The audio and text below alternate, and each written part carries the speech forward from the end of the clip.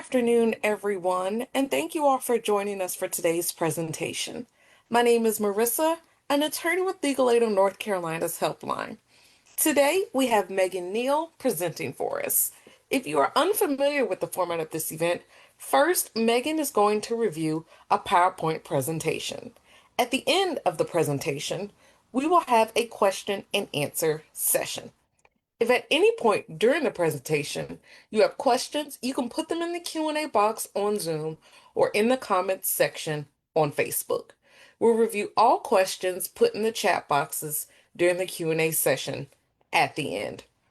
Please remember that this is a public forum and legal aid is not representing you at this time. Be sure not to reveal personal details about yourself and to keep your questions as general as possible, as we cannot provide any legal advice specific to your individual situation. This session will end when there are no more questions, and regardless of where we are, we will have a hard stop at 4:30 p.m. With all that being said, I'm going to pass it over to Megan to get us started. All right, thank you, Marissa. As Marissa said, I am Megan. I am a supervising attorney in Legal Aid of North Carolina's Greensboro office, and I'm a supervisor for our government benefits practice. So you're here today because you want to learn a little bit more about federal disability benefits from the Social Security Administration.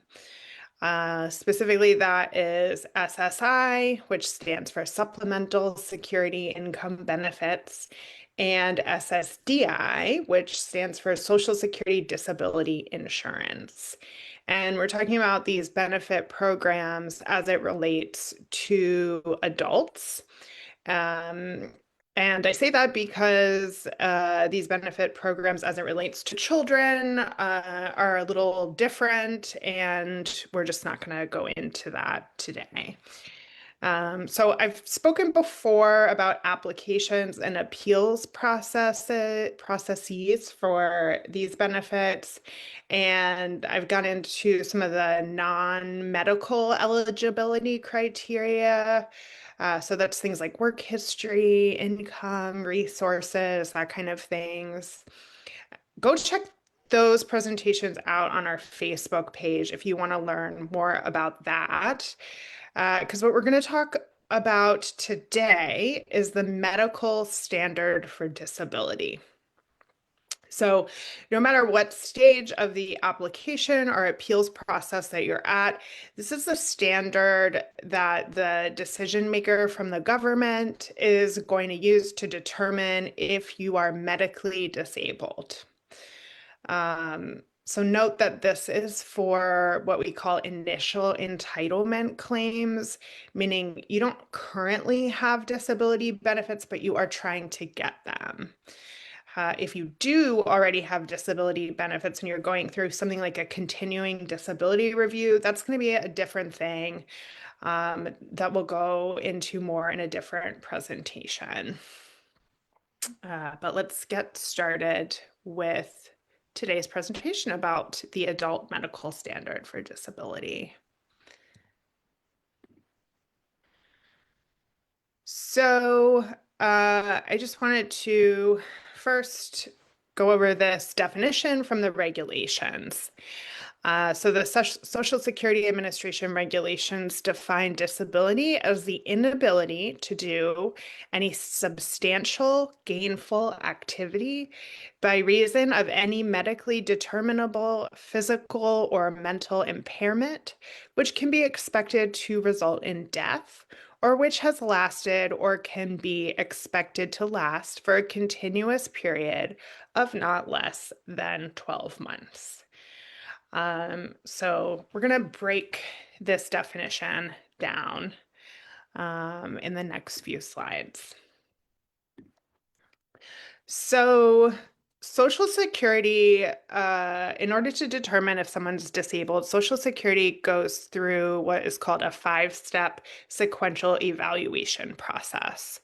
And the 5 steps are on the right side of this slide. So they are kind of 5 different questions that Social Security is asking about your uh, medical and vocational circumstances.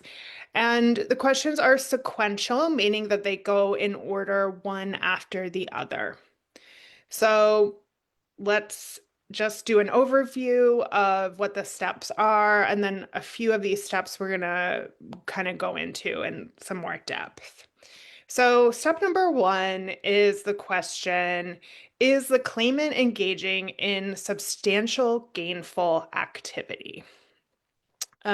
So what this is asking is, are you currently working? And if you are you earning above the income threshold that the government calls SGA, substantial gainful activity? So in 2025, this amount changes every year. In 2025, for non-blind individuals, that is $1,620 a month. And this is gross income, so before taxes and other things are taken out of your paycheck, if that's how you're earning. They just announced the 2026 levels. So for 2026, the SGA level is $1,690 a month. For blind individuals, the levels are higher. In 2024, the level is $2,700 a month, and in 2026, which they just announced, it's $2,830 a month. So you can find this information on the SSA.gov website, which is a really great website that I would highly recommend. You can get all kinds of information there. And if you forget these numbers, you can easily just Google it and you'll find it there. So if the question is yes, you are working above the SGA level, then the Social Security Administration is going to find that you are not disabled. If the answer is no, you are either not working or you are earning below those levels, you're going to move on to the next step of the process. So step 2 is, do you have a severe impairment or combination of impairments that meets Social Security's duration requirement? So in this step, they want to make sure that you have a medical diagnosis from an acceptable medical source. So that's like a doctor or a psychologist, that at least minimally affects your ability to engage in work-related activities. So this medical condition must have lasted or be expected to last for 12 months or to result in death. If yes, you do have an impairment like this, you're going to move on to the next step of the process. And now might just be a good time to say that,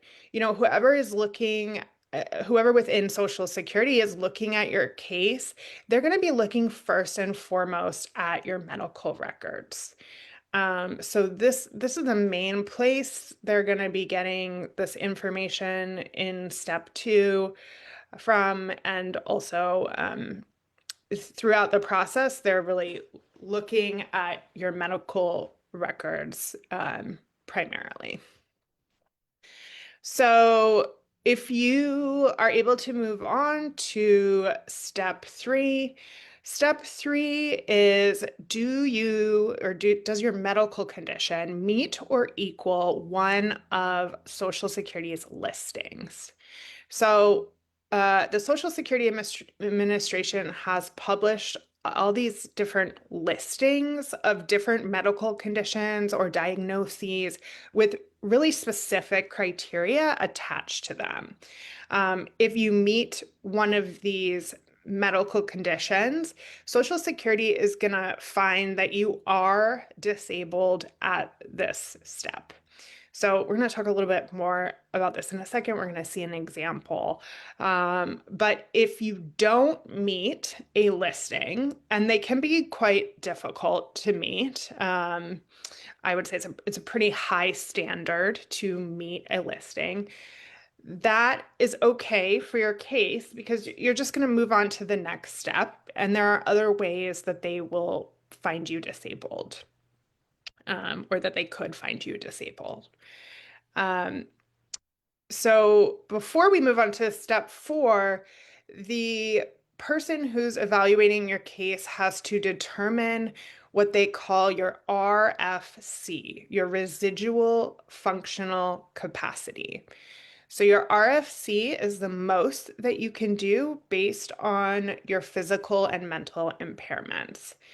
They're going to use the RFC for the next steps 4 and 5. And we'll talk a little bit more about how they come up with the RFC in a second. So step 4 is, given the RFC that they just came up with, does the claimant have the ability to perform past relevant work? So Social Security is going to look at your past work, and they're going to compare that with your RFC, and then they're going to say, are you still able to do that work? So we can talk more about that in a second too, but if the answer is yes, you can still do your past work, then they will find that you are not disabled. If the answer is no, you cannot still do your past work, then you're going to move on to the next and last step in the process. So the last step is considering your medical vocational factors. Can you make an adjustment to other work that exists in significant numbers in the economy?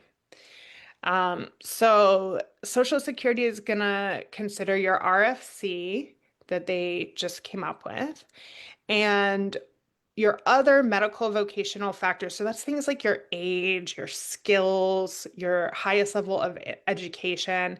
And they're going to say, can you do any other work in the economy?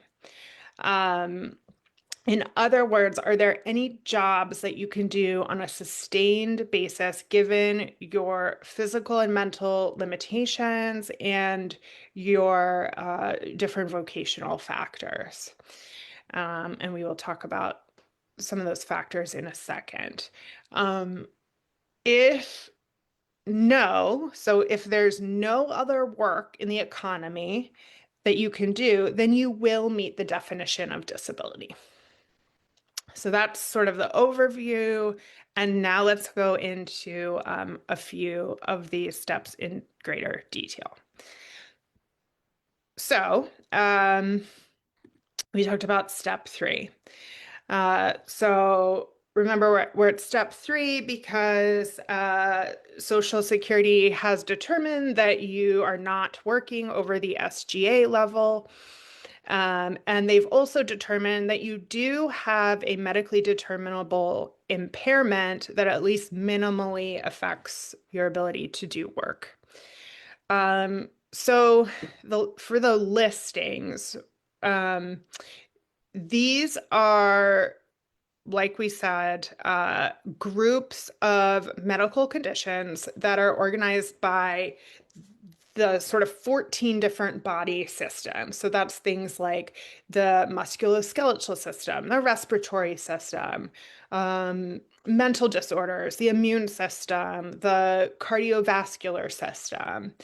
And each of these 14 systems contains within it several specific conditions, and each condition has several different criteria that you have to meet in order to be able to meet that specific listing.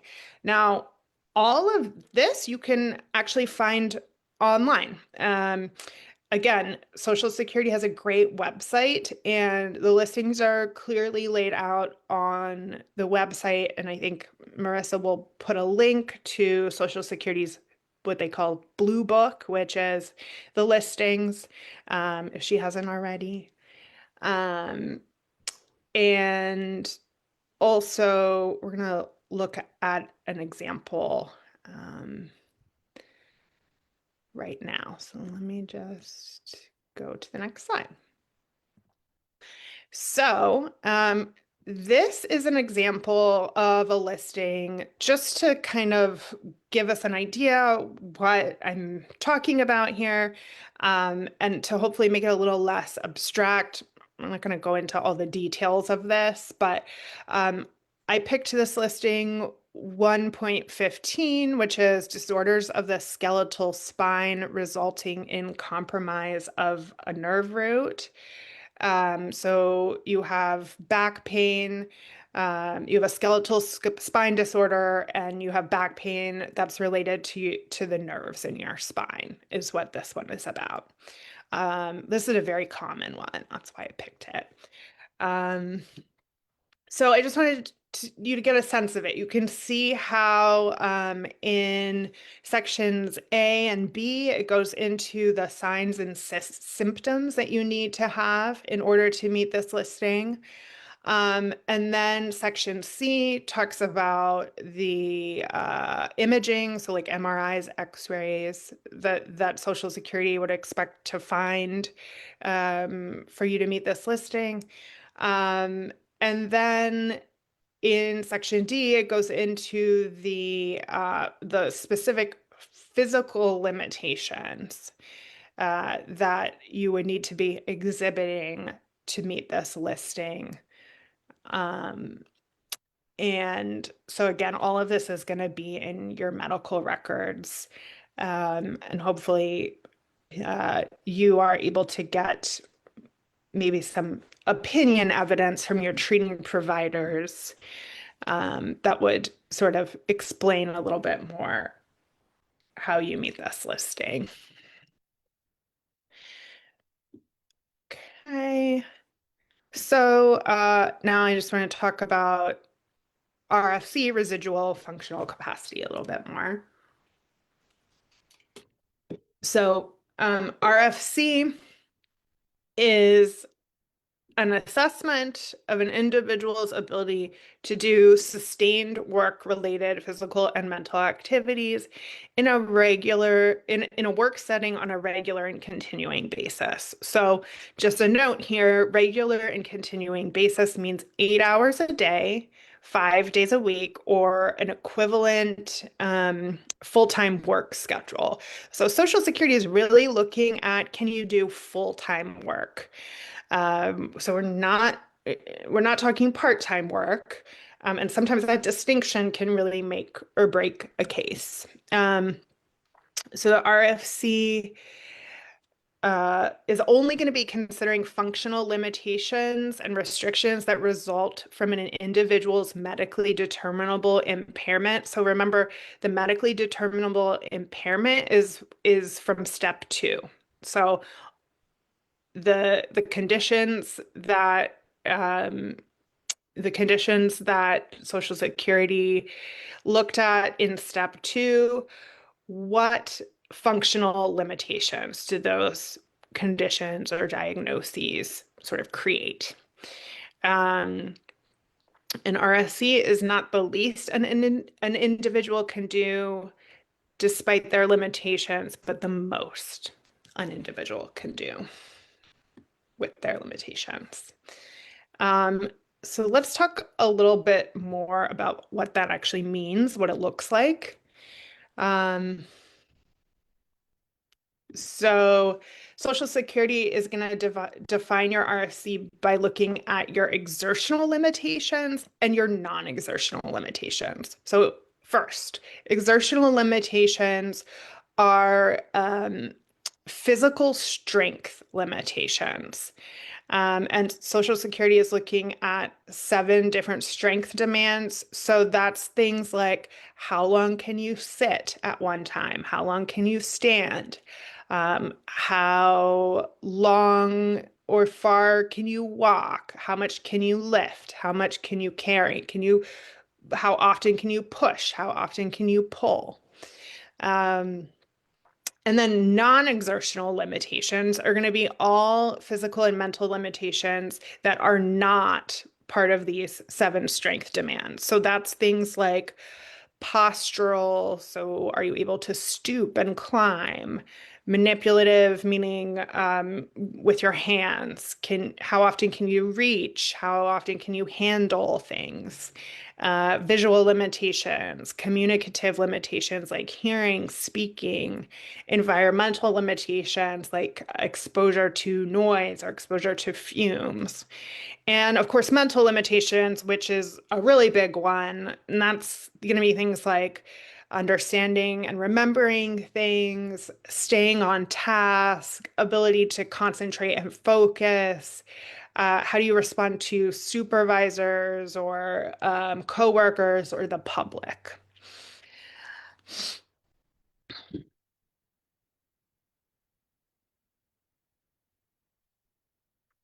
So, um, after Social Security has figured out what your RFC is, um, they're gonna go to your past relevant work. So um, they're asking, do you have the capacity to perform your past relevant work? Um, if you can perform your past work, you're not disabled according to the Social Security Administration. If you cannot perform your past work, you're going to move on to step 5. So let's talk about, what does past relevant work mean? It's work that you've done in the last 5 years. Another part of the past relevant work definition is past relevant work, you must have done it long enough to actually have learned how to do it. Um, and it has to have lasted for more than 30 days. So, this step is the reason why Social Security, when you're applying, asks you to fill out a bunch of forms. And one of the forms they ask you to fill out is work history forms. And, sometimes when you're applying and they ask you to fill out these forms, it can be easy to just sort of like ignore it or like skip through it. You don't want to do that. Because specifically, we'll talk about the work history form, but the form is actually really important because this is how Social Security actually knows what your past work was. Um, so you want to make sure that when you get any forms from Social Security when you're applying, but again, I'm just talking about the work form right now, you're filling it out completely and accurately and really, spending some time with it. Um, and let's take a look at what that form looks like. A few months ago, they kind of revamped the form to make it, in my opinion, a little bit better. So um, the form is 2 pages, and you can see they're really asking questions to try to get in detail. What did you do in your last job? Um, for example, it talks about, it asks you on the second page, it asks you how many hours of your workday or minutes of your workday did you do these sort of strength demand activities. And when you're filling this out, you're really doing it with an eye toward, what is the most that you had to do at your past job? For example, like if you had to lift, you usually or generally had to lift 20 pounds, and occasionally had to lift 50 pounds, make sure you don't leave out the part about 50 pounds, because that was also part of your job. Because this can really come back to you, um, if you, for example, have a hearing and the judge is going to be asking you or maybe a vocational witness about what your past work was.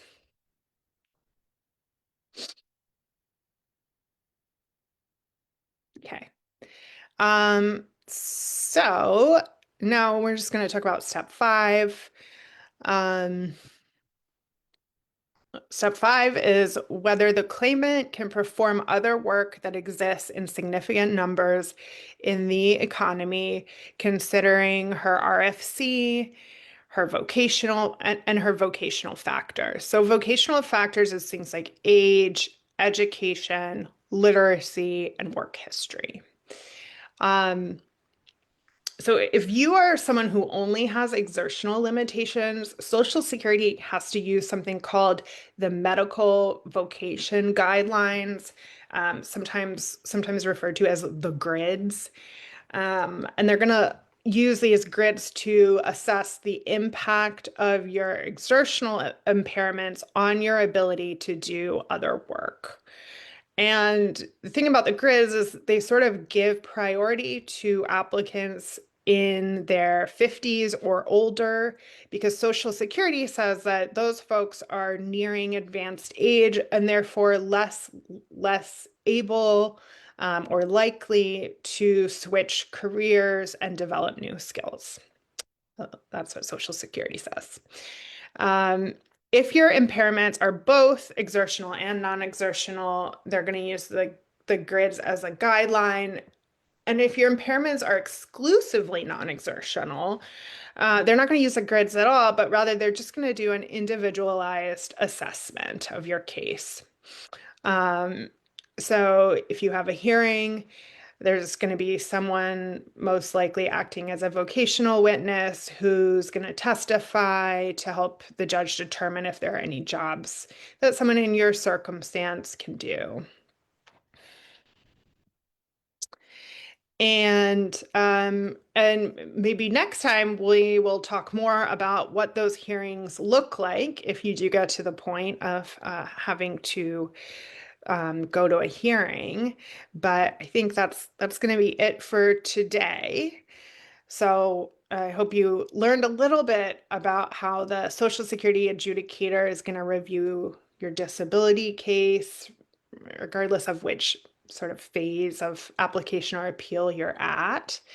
Um, and last month we talked about the applications and appeals process. So you can go back to that if you need to. Um, and, feel free to drop questions in the chat. And I put our helpline info here and also our website. If you have a Social Security case and you qualify for our services at Legal Aid of North Carolina, give the helpline a call, and we'll see if we might be able to help you out with your case. And that's it. Perfect. And so if you have a question, you either need to type it in the Q&A box on Zoom or put it in the comment section on Facebook. You cannot unmute in this forum. And I did put a link to the, I believe called the Blue Book, of the adult listings that is in the chat. Okay, got a couple questions. I think someone wants you to go into a little bit more detail about self-employment and how does that work in this context. I think that's what that question is asking. Self-employment is actually pretty complicated. And it's a good question because it's not as clear cut as just the SGA levels that um, I talked about earlier. And they kind of go into a little bit more depth about the question of, was the work substantial? Um, And I think probably beyond that, it might be just a little too complicated to get into today. Um, but it is also information that you can find on Social Security's website. What do you, if another entity has declared someone disabled, does that have any bearing on whether or not the Social Security Administration, like let's say the VA has declared someone disabled, w- is that more likely? Like in your experience, is that more likely than that the Social Security will find that person disabled as well? Or no? It's a totally separate inquiry.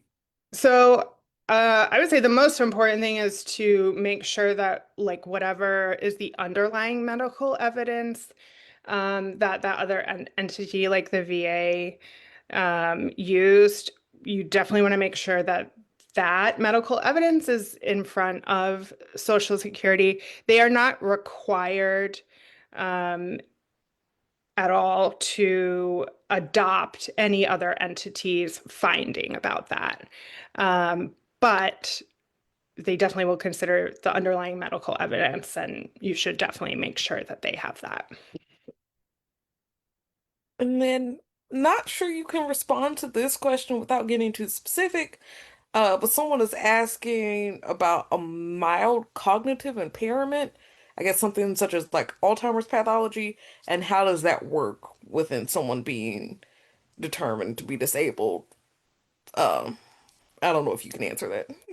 Yeah, so I mean, you might want to look at you might want to look, I think those impairments are actually going to be in the mental disorders listings. So you might want to just take a look at that to kind of get a better idea. But those are really going to be, like we talked about, these sort of non-exertional mental impairments. So they're going to be looking at what are the limitations with respect to ability to focus, ability to remember, um, things like that will, I think, will be really relevant in a case like that. Awesome.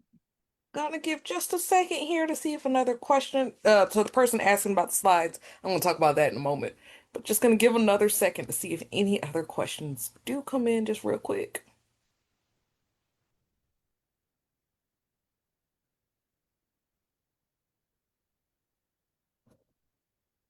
All right. As I am not seeing any more questions, I'm going to go ahead and say thank you to all of you for joining us, with a very, very special thank you to Megan for presenting and for answering those questions. If you would like to access anything that Megan went over today, you can find a copy of this video on our Facebook page. It will be posted immediately. You can access the video with or without a Facebook account at www.facebook.com/legalaidnc for about 30 days. And then in about a week, you can access it on our YouTube page at any time. If you would like to register for one of our other listen and learns, such as child custody, simple divorce, tenant rights, fair housing, you can do so on our website at www.legalaidnc.org. Thank you all, oh, slash clinics. Thank you all so much, and I hope everyone has a wonderful rest of their afternoon. Thank you. Bye.